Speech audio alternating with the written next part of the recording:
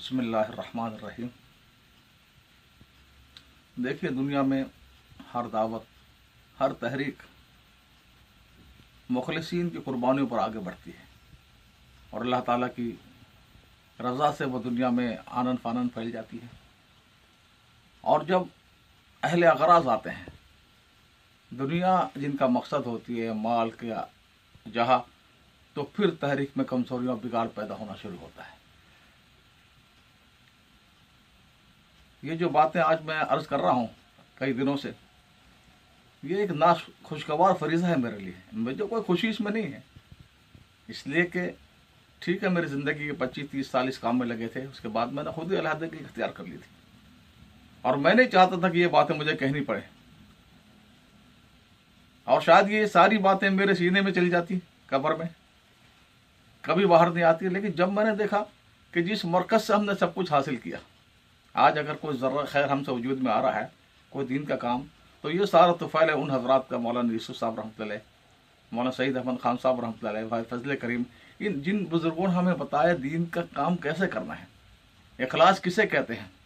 किस तरह अल्लाह के लिए काम करना है, ये उनका तुफ़ैल है। तो अगर मरकज़ पर, निज़ामुद्दीन पर और मौलाना इलियास रहमतुल्लाह अलैह के ख़ानदान का वाहिद चश्मा चिराग है मौलाना साहब,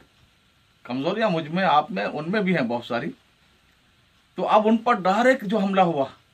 और उनको हटाने की जो एकदम एक पूरी साजिश रची गई, इसलिए ये ना खुशगवार बातें जो मेरे लिए खुशगवार नहीं है, और मैं खुशदिली से नहीं कर रहा हूँ, ये करना पड़ रहा मुझे। तो मैं अर्ज़ कर रहा था, देखिए मौलाना इलियास रहमतुल्लाह अलैह ने, उनका खत मौजूद है, ये फरमाता है काम शुरायत के साथ चलेगा। और शुरायत में उन्होंने बतलाया था कि मशवरा किससे,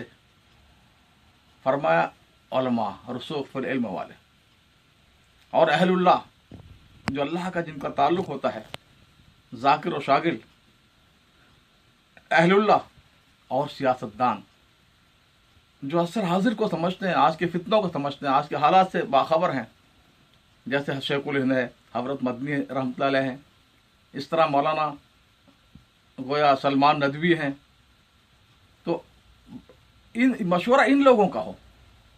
वही हदीस जो मैंने आपको पेश की थी,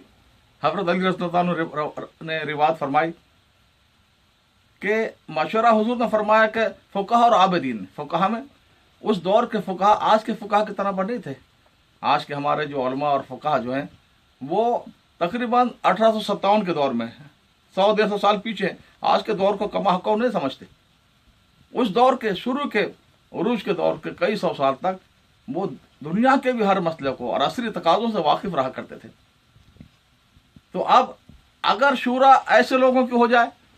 कि जिन्हें ना रुसूख फिल इल्म हासिल है, ना दौर को समझते हैं, तो फिर उससे बिगाड़ पैदा होना शुरू होगा, जैसा आज हो रहा है।